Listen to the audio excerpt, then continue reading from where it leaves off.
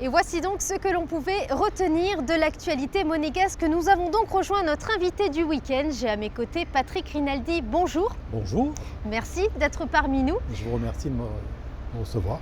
Alors vous êtes à la tête de la Fédération monégasque de modélisme.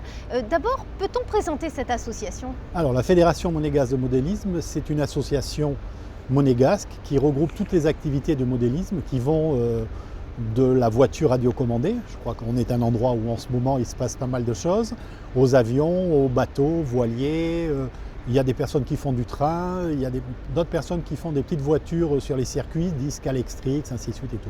Ça regroupe beaucoup de monde.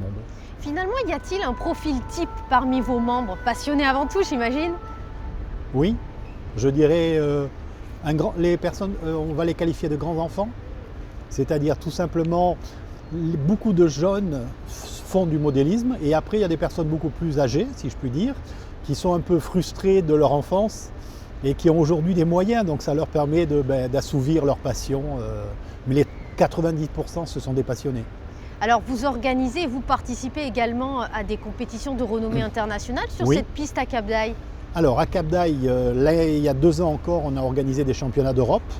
Cette année, depuis 2 ans, on a décidé de donner plus de moyens pour, je dirais, les jeunes, c'est-à-dire une formation, puisque cette année, nous avons un partenariat notamment avec la ville de la Turbie, où dans le cadre des nouveaux cycles scolaires en France, on fait une formation pour les jeunes, on se renouvelle un petit peu. L'attrait que l'on a au niveau international et le projet que l'on a grâce et avec Erwan Palmero, c'est de créer les 3 heures ici sur la glace. Je pense qu'on va le faire bientôt, on y est là. Alors on parle de compétition, finalement y a-t-il des catégories différentes? Est-ce qu'il y a des normes à respecter? Oui. Alors on va parler voitures, il y a plusieurs catégories, vous avez les voitures électriques et les voitures dites thermiques. Dans les 2 types, vous avez ensuite des échelles différentes, chacune ont leur spécificité et chacune ont leurs règles. Voilà, je simplifie au maximum si vous voulez. Alors le modélisme, c'est évidemment la porte ouverte également aux amateurs, puisque nous sommes ici sur la patinoire parce qu'un événement se prépare. Je vous laisse en parler. Ben oui, justement, j'ai abordé un petit peu l'idée, si vous voulez.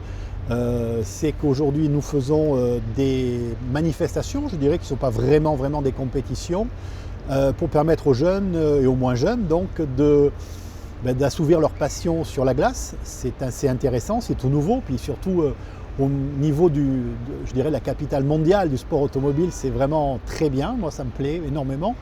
Et je crois qu'Erwan a vraiment œuvré là-dessus beaucoup. Maintenant, l'idée, c'est comme nous sommes, Monaco est la capitale mondiale du modélisme, grâce à la fédération et du sport automobile, grâce à l'Automobile Club, on va essayer de créer une compétition internationale sur la glace. D'accord. D'où est née l'idée finalement de cette manifestation? On raconte que c'est finalement au début les gens venaient essayer leur cadeau de Noël. Oui. Est-ce que c'est ça la petite histoire? Oui. Oui, c'est la période, c'est un peu les cadeaux de Noël. Et puis surtout c'était aussi un moyen de sécuriser un petit peu, parce que les gens s'amusaient un petit peu partout, en ville et tout. C'est quand même assez dangereux, il faut reconnaître, ça peut de moins l'être. Donc aujourd'hui, ils ont un endroit fermé, clos, et puis c'est encore plus amusant, parce que sur la glace, c'est pas évident, croyez-moi. Alors on invite évidemment tous les téléspectateurs à venir ici même, à la patinoire. Merci Patrick Rinaldi de nous avoir accordé cet entretien. C'est moi qui vous remercie. Merci aux équipes techniques de Monaco Info et on se quitte sur la météo. Très bon week-end à tous.